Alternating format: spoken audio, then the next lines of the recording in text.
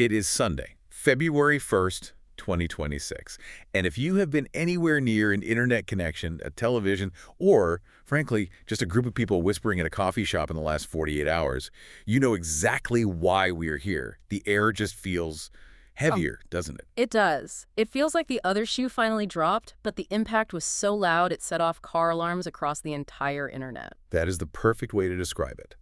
On Friday, January 30th, the Department of Justice finally hit the button. We are talking about the release of over 3 million pages of documents, 180,000 images, and 2,000 videos related to the Jeffrey Epstein investigation. It is a data dump of biblical proportions. It really is. And I think we need to start by acknowledging the sheer chaos of the moment. We are currently living through a massive information overload event. You have journalists, amateur sleuths, political operatives, all scrambling to download terabytes of data simultaneously. Oh, I saw that. The Justice Department servers were crashing. They were crashing constantly. Mirrors were popping up on the dark web. I mean, it was a digital frenzy. And in that frenzy, there is so much noise. There are hot takes. There are fake screenshots circulating on social media. And there is a lot of partisan screaming. But that is not what we are doing today. That is not the mission of this deep dive. No, absolutely not. Our mission is clarity. We have spent the last 48 hours doing nothing but reading the actual source documents provided in this tranche. We are ignoring the Twitter threads and looking strictly at the primary sources. So what are we focusing on? What are the pillars here? We're looking at 3 things. First, the legislation that forced this release. Second, the raw FBI memos regarding foreign intelligence that are causing such a panic. And third, the Office of the Inspector General's report detailing the specific, granular mechanics of Epstein's death. We want to walk you, the listener, through this stack of paper. We want to act as your guides through the labyrinth. Because when you strip away the hysteria, the story these documents tell is actually much darker and more complex than the headlines suggest. And before we dive in, we need to set a very important ground rule for how we interpret what we are seeing. A significant portion of this release falls under the category of raw intelligence or investigative reporting. Okay, let's unpack that term immediately. Yeah. When a listener hears FBI memo, they tend to think proven fact. Why is that dangerous here? Because the FBI documents everything. I mean, everything. If a confidential human source, let's call him Source A, comes to an agent and says, I saw Senator X taking a bribe, the agent writes that down. Right. That memo becomes part of the file. Right. But it does not mean the FBI proved it happened. It does not mean a judge ruled on it. It means a source, who the Bureau might deem credible based on past tips, made an allegation. It is a lead, not a verdict. So as we discuss some of these truly explosive claims, and folks, there are spies, blackmail, and world leaders involved here, we have to keep that distinction in mind. We are looking at the leads the FBI was chasing, not necessarily the crimes they prosecuted. Exactly. We are acting as analysts today. We are looking at the dots, but we have to be very careful about how we connect them. We need to distinguish between conspiracy theories and what the documents actually show, which is a terrifying mix of unverified leads and absolutely proven, documented institutional incompetence. Okay, so let's start at the beginning then. How did we even get these files? This wasn't a leak. This wasn't a hacker group. This was the U.S. government doing this to itself. It was. This release was mandated by the Epstein Files Transparency Act. And if you look at the legislative journey of this bill, it tells you everything you need to know about the political climate regarding Epstein. It was the one thing everyone could agree on. Almost everyone. The bill passed the House of Representatives on November 18th, 2025. The vote was overwhelming. What was the final tally? 427 to 1. 427 to 1 in this polarized Congress. That is a miracle. Who was the one dissenter? Representative Clay Higgins. He was the lone dissenting vote. His reasoning was procedural, he said, something about the process. But visually, he stood alone on an island. The momentum was just unstoppable. So it passes the House. What happens in the Senate? The bill went to the Senate that same day, and it passed unanimously. No roll call, just a voice vote. Get it done. And then it lands on the desk of President Trump, November 19, 2025. And this is where the irony or the cognitive dissonance really kicks in. President Trump signed the bill. He authorized the release. But literally in the same news cycle, while the ink was drying, he was on social media calling the files a Democrat hoax and claiming they were fabrications designed to hurt him. That is just... Yeah. It creates this incredibly confusing dynamic for the public. Here are the files, I'm legally releasing them, but don't believe a word you read in them. It is a strategy of inoculation. By releasing them, he can claim he is the champion of transparency. I have nothing to hide, effectively.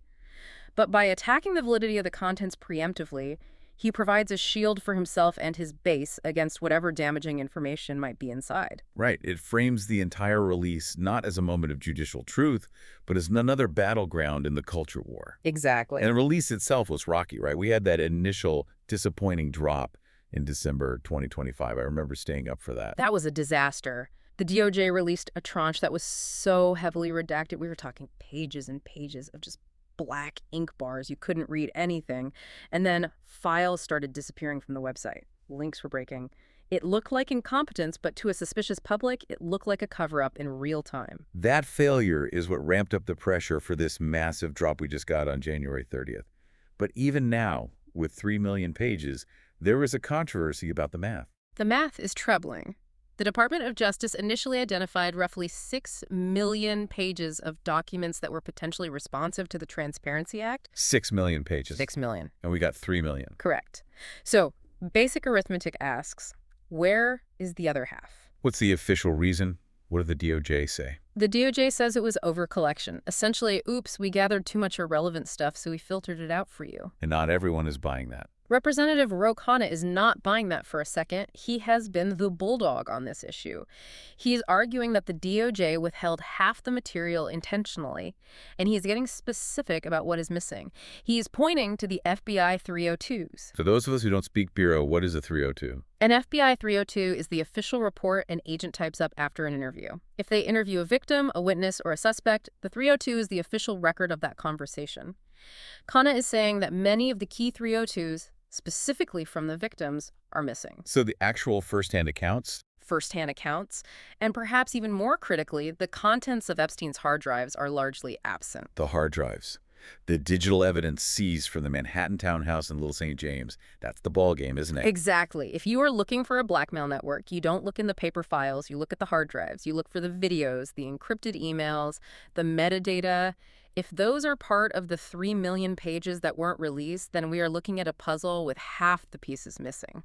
That is a staggering thought. But let's look at the pieces we do have. Because even without the hard drives, the paper trail it's explosive. This brings us to the second pillar of our deep dive, the intelligence allegations. This is where the story shifts from a crime drama to a spy thriller. For years, the Epstein was a spy theory was dismissed as, fringe conspiracy. But buried in this release is a 2020 FBI memo that addresses this head-on. And again, we are in raw intelligence territory. But this memo, it changes the conversation. It does. The memo records information from a confidential human source who the Bureau deemed credible. Now, credible is an important word. It means this source has provided good information in the past. So the FBI trusts this person. They have a reason to trust them. And this source explicitly describes Epstein not just as a financier, but as a hyperfixer. A hyperfixer, what does that mean? An intermediary between cultures and networks, someone who connects powerful people and solves difficult problems. The allegation is that Epstein and Ghislaine Maxwell were running a honey trap operation for Israeli intelligence, specifically Mossad. This circles back to the history of the Maxwell family, doesn't it? You cannot tell this story without Robert Maxwell. No, you can't. Ghislaine's father, Robert Maxwell, was a media titan, a larger-than-life figure.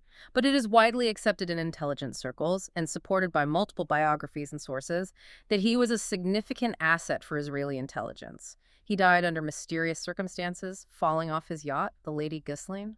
Right, and the theory presented in these files is that the daughter took over the family business. That is the allegation, that after her father's death, Ghislaine and Epstein continued the operation. The logic is that they would provide young girls to powerful figures, scientists, politicians, royals, and document the encounters. The goal wasn't just partying. The goal was to entrap these men, compromise them, and use that leverage to advance state interests. And the files mention former Israeli Prime Minister Ehud Barak quite a bit in this context. They do. Ehud Barak is a major figure in these dossiers. The records indicate he met with Epstein approximately 36 times. 36 times.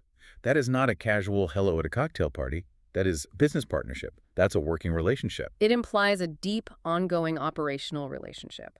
And the surveillance logs provided in the dump add visual detail. There are photos of Barak entering Epstein's Manhattan townhouse. In some instances, the report notes he is hiding his face or attempting to be discreet. Hiding his face. Yeah. Like with a newspaper over his head. The descriptions are things like pulled hat down low or turned away from the camera. And critically, some of these visits in 2016 occurred on the same days that young women were seen entering and exiting the residence. Now, Barak has denied this, right? What's his official story? He has vehemently denied any impropriety. He claims the meetings were strictly regarding business or geopolitics and that he never participated in any illicit activities. But the frequency 36 meetings with a man who was already a convicted sex offender at that time is extremely difficult to explain away. It's a huge problem for him. Yeah. Okay, so that establishes the Mossad angle.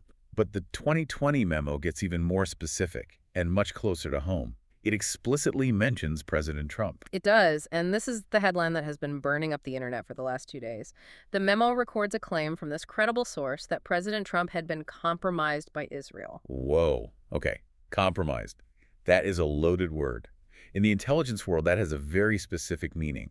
It does. It means leverage. It implies that a foreign entity holds information or assets that can be used to influence the subject's behavior or decision-making. It doesn't necessarily mean the subject is a willing agent or a traitor. It means they are in a mind. They are vulnerable. And the memo links this vulnerability to financial dealings, not just personal ones. Yes. It actually broadens the scope to include Jared Kushner. The source alleged that Kushner exercised outsized control in the administration and had undisclosed ties to Russian-linked financial networks. It specifically mentions Cadre, which was a real estate investment vehicle Kushner founded. The allegation is that foreign investment funds were moving through these opaque structures to gain influence. So it's a way to funnel money. A way to funnel money and exert influence through financial entanglement. And there is a specific property deal mentioned regarding Trump too, right? A mansion in Beverly Hills. Yes. The memo flags a property sale involving Trump with a sharply inflated resale price. The source linked this transaction to a foreign shell entity. Now, to a layman, selling a house for a huge profit sounds like good business.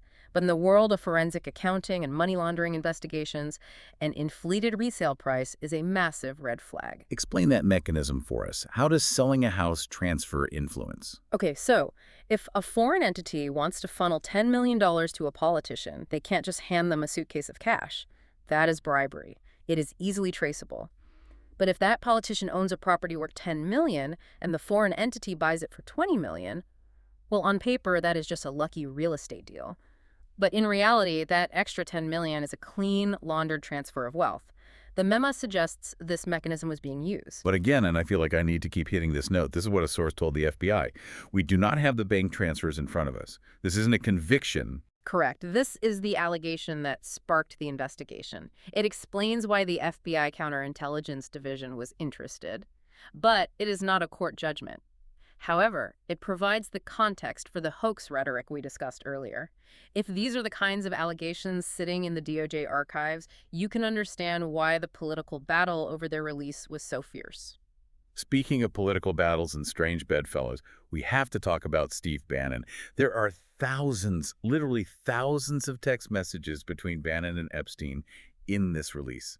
It is a fascinating archive. And it completely dispels the idea that Epstein was just a social friend or a donor. They are discussing grand strategy. They are talking about shaping European coalitions, putting pressure on China, maneuvering in the Middle East. So this isn't just let's grab dinner. This is geopolitical chess. It shows Epstein wasn't just a predator.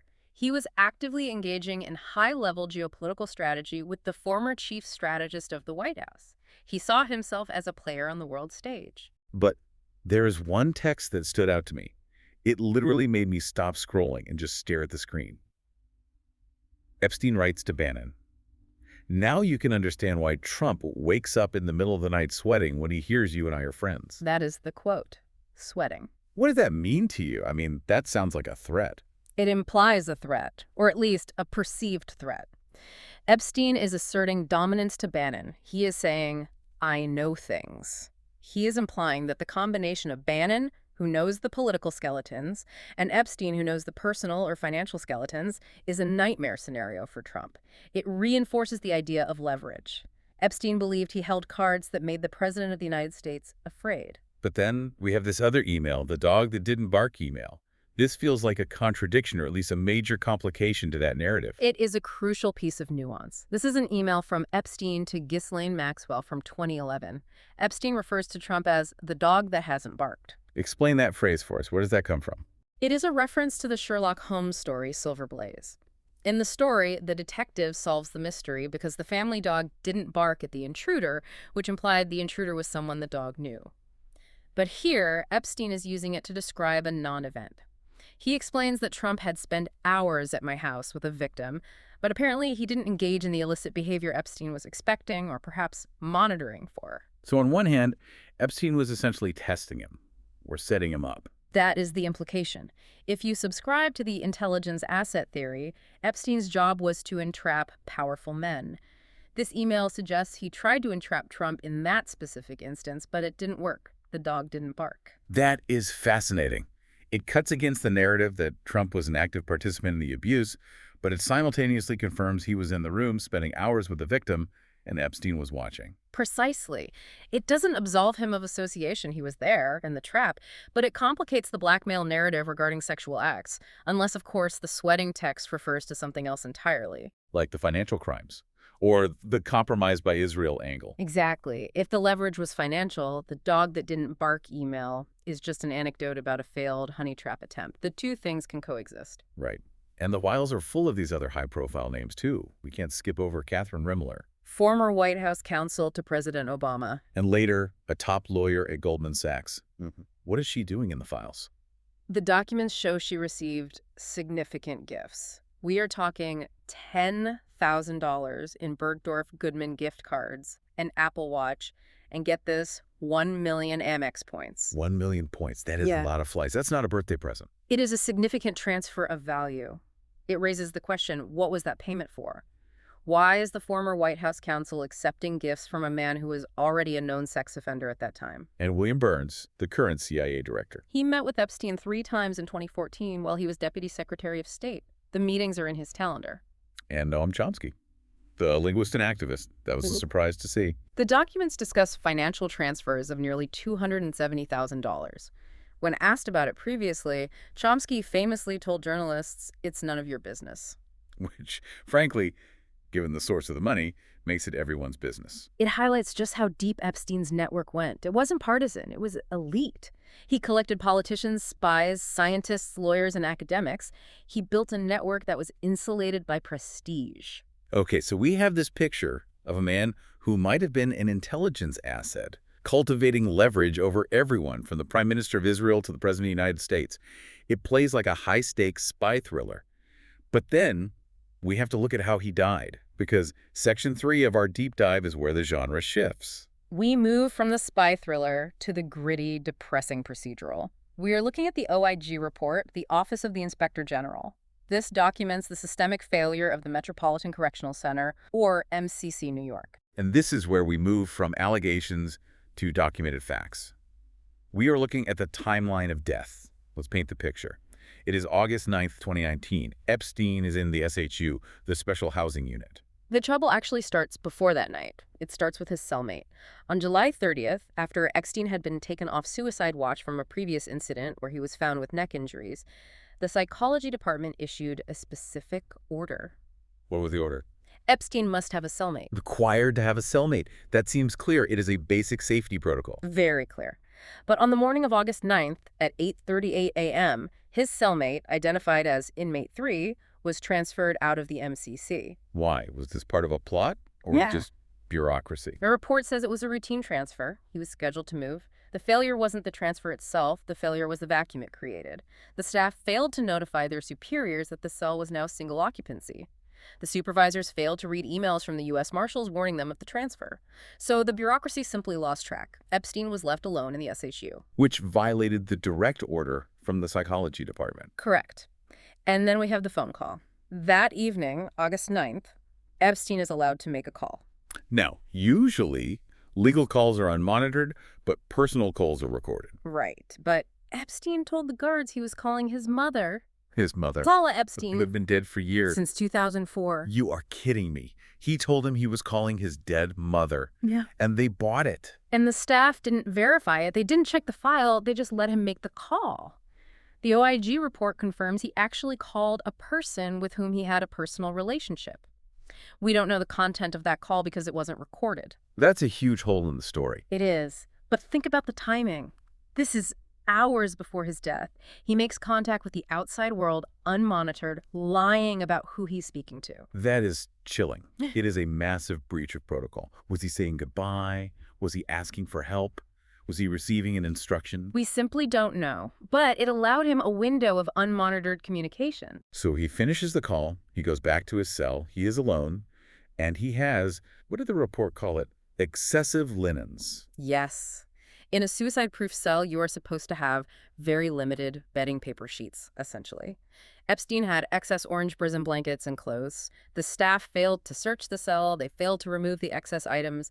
These were the materials used to create the noose. So every single safety protocol is being ignored one by one. Every single one. And while all this is happening, what are the guards doing? We have all heard the stories, but the report names. Tova Noel and Michael Thomas. The breakdown of security is almost hard to believe. In the SHU, staff are required to do rounds every 30 minutes. They have to physically walk by the cell and look in. The OIG found that no rounds were conducted after 10:40 p.m. So from 10:40 p.m. until he was found the next morning, nobody checked on him. For hours. Nobody checked, but the records said they did. Noel and Thomas falsified the count slips in the round sheets. They wrote down that they checked him at all the required intervals. So they were covering for themselves. What were they actually doing? They were sleeping. They were browsing the internet. What were they looking at? The report details that they were shopping for motorcycles, they were reading sports news, they were just killing time, ignoring the prisoners, and lying on the paperwork. And if that wasn't enough, the cameras didn't work. This is the detail that fuels the conspiracy theories, but the OIG report frames it as incompetence. The security camera system, specifically the DVR2 hard drive that recorded the tier outside his cell, had failed. When did it fail? That night. No, it failed on July 29th. July 29th. That is almost 2 weeks before he died. 11 days, and no one noticed, or if they noticed, they didn't fix it. So when investigators went to pull the tape to see if anyone entered Epstein's cell an assassin, perhaps there was limited video evidence. The specific angle that would have been definitive was gone because of a hard drive crash that had been ignored for a week and a half. It is the perfect storm. You couldn't write a better setup for a murder mystery if you tried. No cellmate, broken cameras, sleeping guards, unmonitored phone calls. And that is the conclusion of the OIG and the FBI. They found no evidence of criminality in terms of homicide. They didn't find an assassin on the limited footage they did have. What they found was overwhelming evidence of negligence, misconduct, and outright job performance failures. So their official stance is, we didn't kill them, we were just so incredibly bad at our jobs that we let him kill himself. Essentially, yes. They argue that the incompetence created the opportunity for suicide, and in doing so, they effectively robbed the victims of a trial. That is the tragedy here. The system was so broken, it couldn't even keep the most high-profile prisoner in America alive long enough to face justice. This brings us to the bigger picture. Because it isn't just about broken cameras or lazy guards. It is about how the justice system treats men like Jeffrey Epstein versus, well, everyone else. We need to talk about the two-tiered justice system. This is a critical part of the analysis, and we are drawing here from the legal scholarship of Blanche Boncook. She argues that the system is designed to protect powerful white men while hyper-incarcerating others. The sweetheart deal from 2008 is the prime example of this, right? It is the textbook definition. Remember, in 2008, Alex Acosta, who was the U.S. attorney at the time, allowed Epstein to plead guilty to state charges, soliciting a prostitute rather than federal child rape charges. Soliciting a prostitute. I hate that phrasing when we were talking about children. It's so dishonest. It is a legal euphemism that minimizes the crime and the punishment. A 13-month sentence, but not in a normal cell. He was in a private wing, and he had work release. He went to his office, like a regular job. For 12 hours a day, he slept at the jail, but spent his days at his office, essentially living his normal life. And the non-prosecution agreement, or NPA, secretly immunized his unindicted co-conspirators. It was a deal practically unheard of in the federal system. So it wasn't just about him. It was about protecting the entire network. Precisely. Cook calls this an inversion of process. What does she mean by that? Yes. The concept is that the legal system inverted for Epstein. Usually the state uses its power to prosecute the villain and protect the victim. Here, the villain became a protected class. The state worked to shield him. Meanwhile, the victims were ignored, silenced, and kept in the dark about the plea deal itself. It is infuriating when you compare it to what happens in regular courts every day. That is the contrast Cook draws. She compares this white heteropatriarchal protection with the hyper-incarceration of communities of color.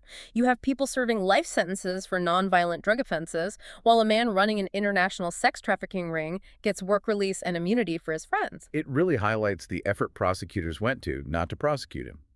Usually prosecutors use what Cook calls an arsenal of tools: wiretaps, raids, pressure. For Epstein, they put the tools away. Until they couldn't anymore. But even then, when he was finally arrested in 2019, the systemic privilege persisted in a strange way. He was in the SHU, yes, but the system that was built to cage people was so hollowed out by incompetence, the staffing shortages, the broken tech, that it failed in its most basic duty, keeping him alive. So let's try to synthesize this. We have these three pillars. 1, the intelligence ties, the spy theory. 2, the systemic failure, the prison incompetence. And 3, the legal protection, the two-tiered system. How do they fit together? Well, if you look at the sweetheart deal through the lens of the spy theory, it starts to make a dark kind of sense. Why would a U.S. attorney give a child predator such an lenient deal? Why would the dog not bark? Because he was an asset. Or he had information on other assets. That is the implication. If he was a hyperfixer or an intelligence asset for a friendly foreign power like Israel, as the memos allege, or if he had blackmail on powerful Americans, the protection he received wasn't just about him being rich. It was about what he knew. And then, when he becomes a liability, when he gets arrested again and the pressure is too high. When he becomes a liability, he ends up in the MCC. And whether you believe he was murdered or allowed to commit suicide, the result is the same. The system, whether that is the prison guards browsing the internet or the cameras conveniently failing, ensured that he never took the stand. He never named names in open court. And the hoax narrative. Trump calling the files fake while signing the bill to release them. How does that fit in? It muddies the waters. It politicizes the evidence. If half the country believes the files are a Democrat hoax and the other half believes they prove Trump is compromised, we lose the ability to have a shared reality. We lose the ability to look at the OIG report and say, this system is broken and must be fixed, because we're too busy fighting over whether the text messages are real. It is a mess. But it is a mess we have to look at. We do, because buried in these 3 million pages are the stories of victims who were ignored for decades. And buried in the redactions and the 3 million pages that weren't released are likely the answers to the questions we still have. Okay, we're coming up on the hour. We have unpacked the legislation, the spy memos, the prison failure, and the legal double standards. What is the final takeaway here? For me, it is the scale of the failure. We have a massive dump of data that confirms incompetence at the prison level, suggests deep intelligence ties, and highlights a justice system that bent over backwards to protect a predator. It is a trifecta of institutional collapse. And for me, I keep going back to that dog that didn't bark email. Why is that? Because it implies Epstein was watching, he was monitoring, he was expecting to catch people. If he was running a honey trap, if he was an intelligence asset, where are the tapes? That is the question, isn't it? If the cameras in his houses were working, unlike the ones in the jail, where's the footage? The DOJ says they withheld 3 million pages. They say they withheld hard drives. And Ari Ben-Menashe claims the operation was to blackmail politicians. Blackmail only works if you keep the evidence. Exactly. So my provocative thought for you, the listener, is this. With 3 million pages released and 3 million withheld, what is in the half we aren't allowed to see? Is the blackmail sitting in an evidence locker right now, marked non-responsive? Or is it somewhere else entirely? That is the thought that will keep me up at night. Yes. Listen, we know this is a lot. The links to the source documents, the Transparency Act, the OIG report, the redacted memos are all in the show notes. Don't just take our word for it. Read them. Look at the primary sources. Critical thinking is the only defense against information overload. Stay curious, stay skeptical, and we will see you on the next deep dive.